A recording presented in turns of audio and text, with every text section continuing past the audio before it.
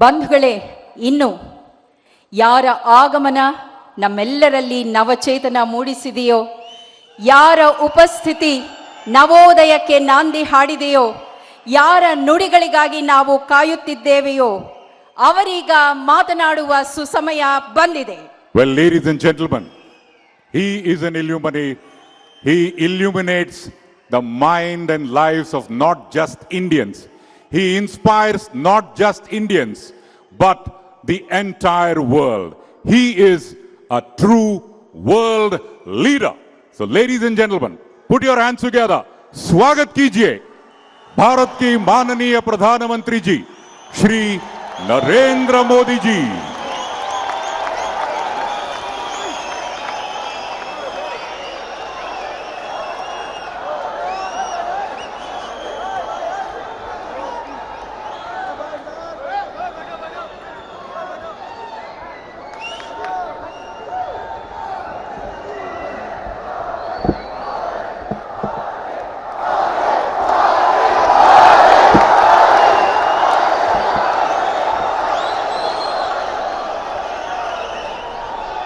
ಕರುನಾಡ ಜನತೆಗೆ ನನ್ನ ಪ್ರೀತಿಯ ನಮಸ್ಕಾರಗಳು.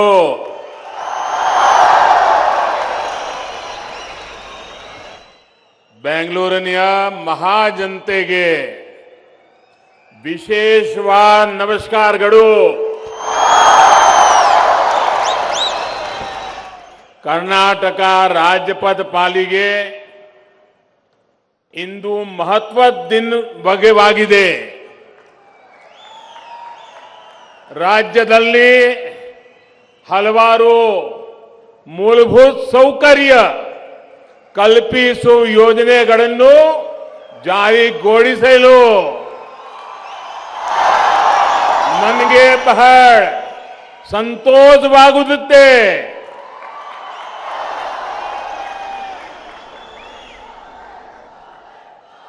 कर्नाटक के राज्यपाल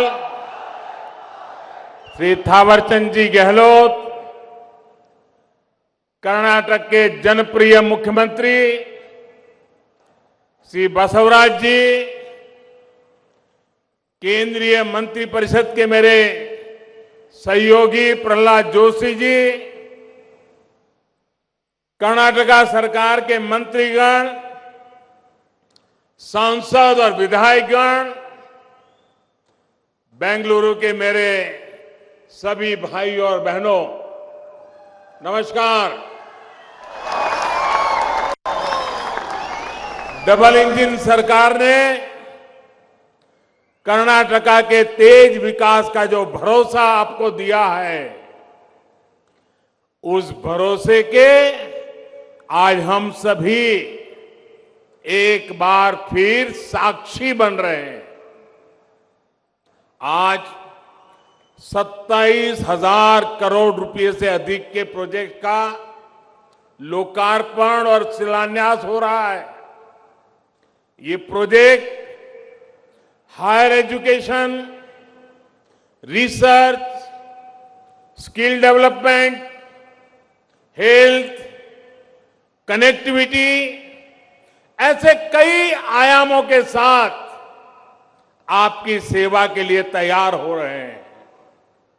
यानी ये प्रोजेक्ट ईज ऑफ लिविंग और ईज ऑफ डूइंग बिजनेस दोनों को बल देने वाले हैं. भाइयों और बहनों, यहां आने से पहले मैं इंडियन इंस्टीट्यूट ऑफ साइंस और अंबेडकर स्कूल ऑफ इकोनॉमिक्स, उस यूनिवर्सिटी में शिक्षा, रिसर्च और इनोवेशन को बहुत समझने के लिए, उनके उत्साह को अनुभव करने के लिए आज मैं उनके बीच में हूं और नई ऊर्जा लेकर के निकला हूं. मैं इन कार्यक्रमों से जुड़े देश के प्राइवेट सेक्टर की भी भूरी भूरी प्रशंसा करता हूं. अब यहां कनेक्टिविटी से जुड़े उत्सव को आपके साथ, आपके बीच आकर के, और जो उमंग और उत्साह से आप लोग भरे हैं, मैं भी आपके साथ इसको सेलिब्रेट कर रहा हूं। और आप सब जानते हैं, बेंगलुरु का आज का मेरा ये आखिरी कार्यक्रम है और इसके बाद मैसूरू जा रहा हूं। वहां भी कर्नाटका की इसी विकास यात्रा को गति देने का अभियान जारी रहेगा। थोड़ी देर पहले कर्नाटका में 5 नेशनल हाईवे प्रोजेक्ट और 7 रेलवे प्रोजेक्ट का शिलान्यास किया गया है। कोंकण रेलवे के 100% बिजलीकरण के महत्वपूर्ण पड़ाव के भी हम साक्षी बने हैं। ये सभी प्रोजेक्ट कर्नाटका के युवाओं, यहां के मध्यम वर्ग, हमारे किसान भाई बहन, हमारे श्रमिक भाई बहन, हमारे उद्यमियों को नई सुविधा देंगे, नए अवसर देंगे। पूरे कर्नाटका को इन विकास परियोजनाओं के लिए बहुत बहुत बधाई, बहुत बहुत शुभकामनाएं। साथियों, बेंगलुरु देश के लाखों युवाओं के लिए सपनों का शहर बन गया है। बेंगलुरु एक भारत श्रेष्ठ भारत की भावना का प्रतिबिंब है। बेंगलुरु का विकास लाखों सपनों का विकास है और इसलिए बीते 8 वर्षों में केंद्र सरकार का यह निरंतर प्रयास रहा है कि बेंगलुरु के सामर्थ्य को और बढ़ाया जाए। बेंगलुरु में अपने सपने पूरा करने में जुटे हुए हर साथी का जीवन आसान हो, ट्रैवल टाइम कम हो, आरामदायक हो, लॉजिस्टिक कॉस्ट भी कम से कम हो। इसके लिए डबल इंजन की सरकार ने निरंतर काम किया है। यही कमिटमेंट हमें यहां आज भी देखने को मिल रहा है। साथियों, बेंगलुरु के ट्रैफिक जाम से मुक्ति दिलाने के लिए rail, road, metro, underpass, flyover, हर संभव माध्यमों का पर डबल इंजन की सरकार काम कर रही है। बेंगलुरु के जो सबर्बन इलाके हैं, इनको भी बेहतर कनेक्टिविटी से जोड़ने के लिए हमारी सरकार प्रतिबद्ध है। मुझे बताया गया है कि बेंगलुरु के आसपास के क्षेत्रों को रेल से कनेक्ट करने के लिए 80 के दशक से ही चर्चा चल रही है। चर्चा में 40 साल। अब बताइए क्या हाल है।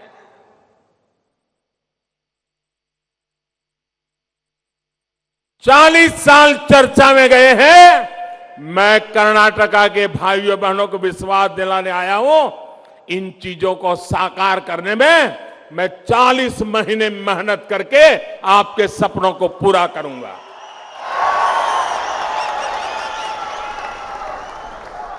आप जानकर के हैरान हो जाएंगे, 16 साल तक ये प्रोजेक्ट फाइलों में लड़खड़ाते रहे। मुझे खुशी है कि डबल इंजन की सरकार कर्नाटका की जनता के, बेंगलुरु की जनता के हर सपने को भी पूरा करने के लिए जी जान से जुटी हुई है। बेंगलुरु सबर्बन रेलवे से बेंगलुरु की कैपेसिटी के विस्तार में बहुत मदद मिलेगी। ये प्रोजेक्ट बेंगलुरु शहर में ही रहने की मजबूरी को कम करेगा। और मैं बताता हूं साथियों, अगर 40 साल पहले जो काम करने चाहिए थे, जो काम 40 साल पहले पूरे होने चाहिए थे, आज मुझे वो काम 40 साल के बाद करने की मेरे नसीब में आया है। अगर 40 साल पहले ये चीजें पूरी हुई होती तो बेंगलुरु पे दबाव न बढ़ता, बेंगलुरु और ताकत के साथ खिल उठता।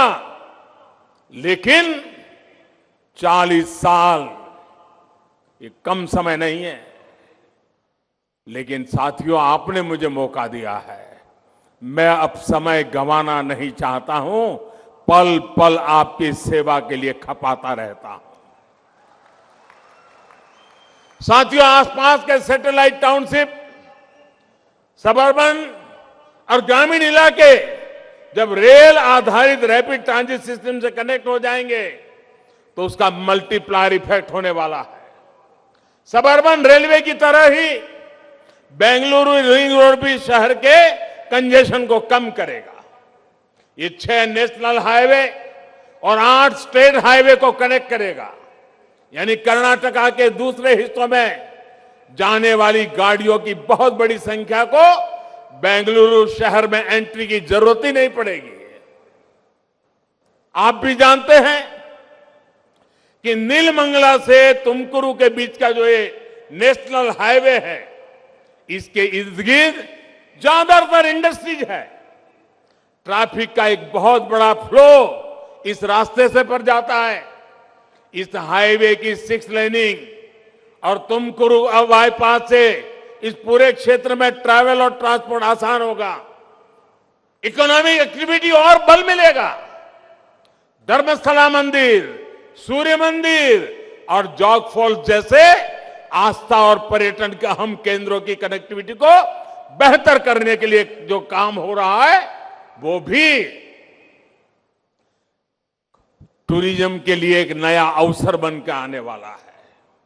भाइयों और बहनों, बीते 8 सालों में हमने रेल कनेक्टिविटी के कंप्लीट ट्रांसफॉर्मेशन पर काम किया है। आज रेलवे में सफर का अनुभव 8 साल पहले की तुलना में बिल्कुल अलग है। भारतीय रेल अब तेज भी हो रही है, स्वच्छ भी हो रही है, आधुनिक भी हो रही है, सुरक्षित भी हो रही है और सिटीजन फ्रेंडली भी हो रही है। हमने देश के उन हिस्सों में भी रेल को पहुंचाया है जहां इसके बारे में कभी सोचना भी मुश्किल था। कर्नाटक में भी बीते वर्षों में 1200 किलोमीटर से अधिक रेल लाइन या तो नई बनाई है या फिर चौड़ीकरण हुआ है। भारतीय रेल अब वो सुविधाएं, वो माहौल भी देने का प्रयास कर रही है जो कभी एयरपोर्ट और हवाई यात्रा में ही मिला करती थी। भारत रत्न सर एम विश्वेश्वरैया, उनके नाम पर बेंगलुरु में बना आधुनिक रेलवे स्टेशन भी इसका प्रत्यक्ष प्रमाण है। मुझे बताया गया है कि आज बेंगलुरु में लोग इस स्टेशन पर जाते हैं जैसे किसी टूरिस्ट डेस्टिनेशन पर जाएं, वो अजूबा देख रहे हैं। उनको देश बदलता हुआ उस रेलवे स्टेशन के रचना से दिखाई दे रहा है। और लोग मुझे बता रहे थे, युवा पीढ़ी तो सेल्फी लेने के लिए कतार लगा के खड़ी हो जाती है। ये कर्नाटका का पहला और देश का तीसरा ऐसा आधुनिक रेलवे स्टेशन है। इससे सुविधाएं तो आधुनिक हुई है, बेंगलुरु के लिए ज्यादा ट्रेनों का रास्ता भी खुला है। बेंगलुरु कैंटोनमेंट और यशवंतपुरा जंक्शन को भी आधुनिक बनाने का काम आज से शुरू हुआ है।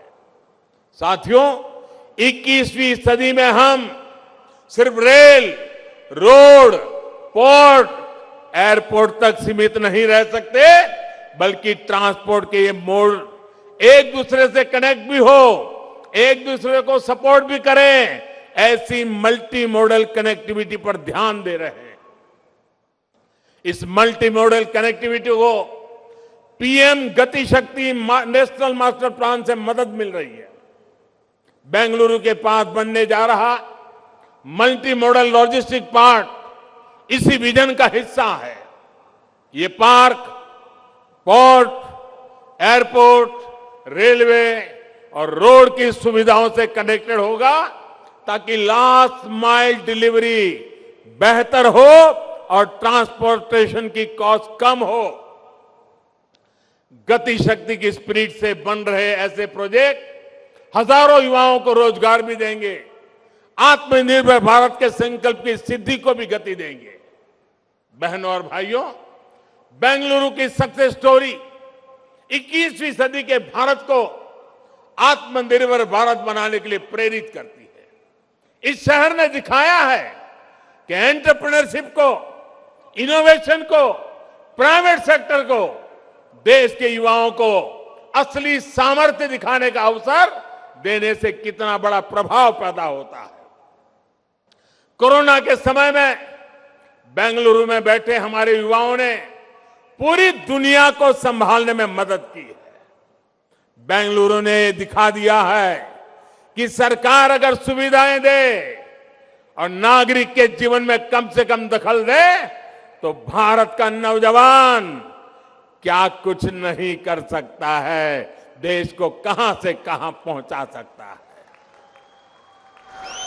बेंगलुरु देश के युवाओं के सपनों का शहर है और इसके पीछे उद्यमशीलता है, इनोवेशन है, पब्लिक के साथ ही प्राइवेट सेक्टर की सही उपयोगिता है। बेंगलुरु उन लोगों को अपना माइंडसेट बदलने की सीख भी देता है। बेंगलुरु की ताकत देखिए, ये उन लोगों को अपना माइंडसेट बदलने की भी सीख देता है जो अभी भी भारत के प्राइवेट सेक्टर को, प्राइवेट एंटरप्राइज को भद्दे शब्दों से उसको संबोधित करते हैं। देश की शक्ति को, करोड़ों लोगों के सामर्थ्य को ये सत्तावादी मानसिकता वाले लोग कमतर आंकते हैं। साथियों, 21वीं सदी का Bharat wealth creators, job creators का है, इनोवेटर्स का है। यही दुनिया के सबसे युवा देश के रूप में भारत की असली ताकत भी है, यही हमारी संपदा भी है। इस ताकत को प्रमोट करने के लिए जो प्रयास बीते 8 सालों में हुए हैं, उनकी चर्चा तो होती ही है, लेकिन बहुत सीमित दायरे में होती है। लेकिन बेंगलुरु जो इस कल्चर को जीता है, वहां जब मैं आया हूं तो इसकी विस्तृत चर्चा करना मैं अपनी जिम्मेदारी समझता हूं। भाई और बहनों, भारत में खेती के बाद सबसे बड़ा अगर एम्प्लॉयर है तो एसएमई सेक्टर है हमारा, जो देश के टियर 2, टियर 3 शहरों की इकोनॉमी को बहुत बड़ी ताकत दे रहा है। एमएसएमई इस सेक्टर से देश के करोड़ों लोग जुड़े हुए हैं। लेकिन हमारे यहां एमएसएमई की परिभाषा ही ऐसे रखी गई थी कि अगर वो खुद का विस्तार करना चाहते थे तो उनका नुकसान होता था। इसलिए वो अपने वेंचर को बड़ा करने के बजाय उसे छोटे उपक्रम की तरफ ले जाते थे। हमने इस परिभाषा को ही बदल दिया ताकि एमएसएमई ग्रोथ की तरफ बढ़े, ज्यादा एम्प्लॉयमेंट बढ़ाएं। छोटे छोटे सरकारी प्रोजेक्ट्स में भी ग्लोबल ट्रेडर्स होने से हमारे एमएसएमई के अवसर बहुत सीमित होते थे। हमने 200 करोड़ रुपए तक के टेंडर में विदेशी इकाइयों की भागीदारी को समाप्त कर दिया। यही तो आत्मनिर्भर भारत के प्रति हमारा आत्मविश्वास है। केंद्र सरकार के सभी विभागों के लिए 25% खरीद एमएसएमई से ही करने का भी निर्देश दिया गया है। यही नहीं, आज गवर्नमेंट ई मार्केट प्लेस के रूप में एमएसएमई के लिए देश के हर सरकारी विभाग, सरकारी कंपनी, डिपार्टमेंट के साथ सीधे ट्रेड करने का आसान माध्यम दिया गया है। जेम पर आज 45 लाख से अधिक सेलर्स अपने प्रोडक्ट और अपनी सर्विस उपलब्ध करा रहे हैं। भाइयों और बहनों, भारत के स्टार्टअप इकोसिस्टम की भी बहुत चर्चा आजकल हो रही है, जिसका बेंगलुरु बहुत बड़ा सेंटर है। बीते 8 सालों में देश ने कितना बड़ा काम किया है, ये तब समझ में आएगा जब हम अतीत के दशकों को देखेंगे। बीते दशकों में देश में कितने बिलियन डॉलर कंपनियां बनी है, आप उंगलियों पर गिन सकते हैं। लेकिन पिछले 8 साल में 100 से अधिक बिलियन डॉलर कंपनियां खड़ी हुई है, जिसमें हर महीने नई कंपनियां जुड़ रही है। 8 साल में बने इन यूनिकॉर्न्स की वैल्यूएशन आज लगभग 150 अरब डॉलर है, यानी कि करीब करीब 12 लाख करोड़ रुपए है। देश में स्टार्टअप इकोसिस्टम कैसे बढ़ रहा है, ये बताने के लिए मैं आपको एक और आंकड़ा देता हूं। 2014 के बाद पहले 10,000 स्टार्टअप तक पहुंचने में हमें लगभग 800 दिन लगे थे। मैं दिल्ली में आपने मुझे सेवा करने के लिए बिठाया, उसकी बात करता हूं, उसके बाद की। लेकिन हाल में जो 10,000 स्टार्टअप इस इकोसिस्टम में जुड़े हैं, वो 200 दिन से भी कम ही जुड़े हैं। तभी बीते 8 साल में हम कुछ 100 स्टार्टअप के बढ़कर आज 70,000 के पड़ाव को पार कर चुके हैं। भाइयों और बहनों, स्टार्टअप्स और इनोवेशन का रास्ता आराम का, सुविधा का नहीं है। और बीते 8 सालों में देश को इस रास्ते पर तेजी से बढ़ने का रास्ता भी आसान नहीं था, सुविधा का नहीं था। कई फैसले, कई रिफॉर्म तात्कालिक रूप से अप्रिय लग सकते हैं, लेकिन समय के साथ उन रिफॉर्म्स का लाभ आज देश अनुभव करता है। रिफॉर्म का रास्ता ही हमें नए लक्ष्यों, नए संकल्पों की तरफ ले जाता है। हमने स्पेस और डिफेंस जैसे हर उस सेक्टर को युवाओं के लिए खोल दिया है, जिनमें दशकों तक सिर्फ सरकार का एकाधिकार था। आज हम ड्रोन से लेकर एयरक्राफ्ट तक हर कटिंग एज टेक्नोलॉजी में भारत के युवाओं को प्रोत्साहित कर रहे हैं।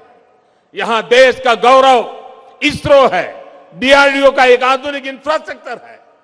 आज हम देश के युवाओं से कह रहे हैं कि सरकार ने जो वर्ल्ड क्लास सुविधाएं बनाई हैं, इनमें अपने विजन को, अपने आइडिया को टेस्ट करें। केंद्र सरकार युवाओं को हर जरूरी प्लेटफॉर्म दे रही है। इनमें देश का युवा मेहनत कर रहा है। जो सरकारी कंपनियां हैं, वो भी कॉम्पीट करेगी, देश के युवाओं की बनाई कंपनियों के साथ कॉम्पीट करेगी। तभी हम दुनिया के साथ कॉम्पीट कर पाएंगे। मेरा साफ मानना है, उपक्रम चाहे सरकारी हो या फिर प्राइवेट, दोनों देश के एसेट हैं। इसलिए लेवल प्लेइंग फील्ड सबको बराबर मिलना चाहिए। यही सबका प्रयास है। सबका प्रयास का यही मंत्र आजादी के अमृतकाल यानी आने वाले 25 साल में आत्मनिर्भर भारत के निर्माण की ऊर्जा है। एक बार फिर सभी कर्नाटका वासियों को विकास के इन प्रोजेक्ट के लिए बहुत बहुत बधाई देता हूं। और बसवराज जी के नेतृत्व में हमारा कर्नाटक और तेजी से आगे बढ़े, इसके लिए भारत सरकार कंधे से कंधा मिलाकर काम करने के लिए आपके साथ खड़ी हुई है। अनेक अनेक शुभकामनाओं के साथ आप सबको बहुत बहुत धन्यवाद। नमस्कार।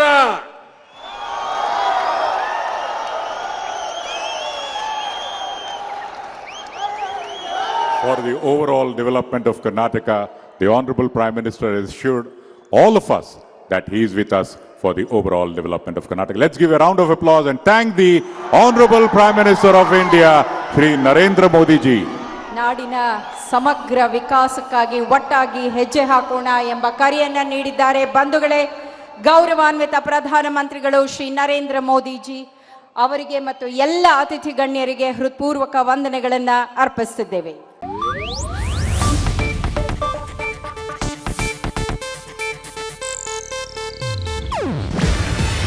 ಇದು ಏಷ್ಯಾನೆಟ್ ನ್ಯೂಸ್ ನೆಟ್ವರ್ಕ್ ಪ್ರಸ್ತುತಿ.